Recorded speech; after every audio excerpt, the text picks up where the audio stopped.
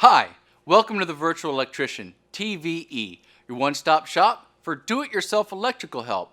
How to remove a can light. The first thing to do is turn power off to the light. You can either do that by turning the breaker off or by simply turning the switch off. Make sure you mark the switch with black tape or something so no one turns it on while you are working on it. After the power is off, you need to disconnect the wires from the J-box. Now you need to pry the legs off of the can light. If it's an old house, these suckers are probably nailed in. You want to take a flathead screwdriver and try to pry the nail out a little bit. Once you have it started, you can finish the rest with a pair of dikes. The dikes are great because they have a curve in them that is perfect for prying things out. I use these if I have to take out staples too. If you're up in the attic, sitting in a weird position, and just can't get the leverage you need, you can try to cut the nails off with the dikes. Once you do it to all four corners, it will be completely free and you're done. If you're not adding another light there, you need to disconnect this wire